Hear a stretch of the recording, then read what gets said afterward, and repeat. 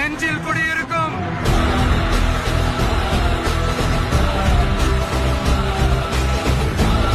புதுச்சேரி மக்கள் உங்கள் அனைவருக்கும் என்னுடைய வணக்கம். வணக்கம் வணக்கம். இந்த திமுகவை நம்பாதீங்க. ஹாய் நண்பா நண்பி, நான் தான் உங்கள் டிவிக்கு ஃப்ரீ அட்வைஸ். 2 விஷயம் இது கரெக்டாக கேட்டு போங்களேன், ஸ்கிப் பண்ணாதீங்க. இப்போ புதுச்சேரியில் நடந்த ஒரு பொதுக்குழு கூட்டம் நல்லபடியாக முடிஞ்சிச்சு.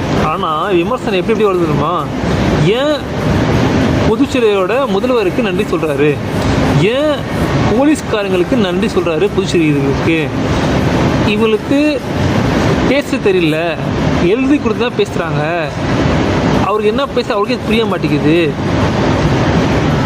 ஏன் தமிழக இருக்கிற போலீஸ்காரங்களும் அவ்வளோ இது இல்லையா, ஏன் பிஜேபிக்கு பக்கபலமாக பேசுகிறாரு, அவர் ஒரு விமர்சனம் வைக்க மாட்டேங்கிறாரு, தமிழ்நாட்டில் இவ்வளோ பிரச்சனைக்கு இது ஒரு பக்கமாக பேச மாட்டேங்கிறாரு அவர். இவங்களுக்கெல்லாம் சத்தியமாக தெரியல அவர் போனது புதுச்சேரிக்கு. அவர் அந்த மக்களுக்கு தான் என்ன வேணும் என்ன குறைய தான் கேட்க முடியும், அவங்களுக்கு தேவையானது என்ன சொல்லி தான் கேட்க முடியும்.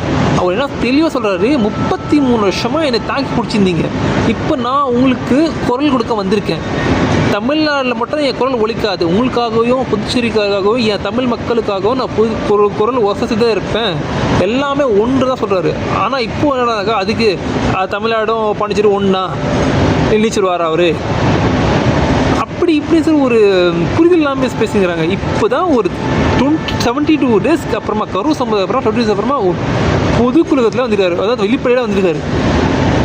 இப்போ தான் மாநாடு நடக்கல, இங்கே ஒரு பொதுக்குழு நடத்திருக்காரு. போக போக தான் என்ன தான் பேசணும், சரி ஓகே அவர் அரசியல் கற்றுங்கிறாரு, ஓகே தான், அதுக்குன்னு சொல்லி இப்படி இல்லாமல் விமர்சனம் பண்ணுவீங்க. இதை பற்றி என்ன சொல்லணும் சொல்லி நீங்கள் கமெண்ட் பண்ணிட்டு போங்க நண்பா நண்பி.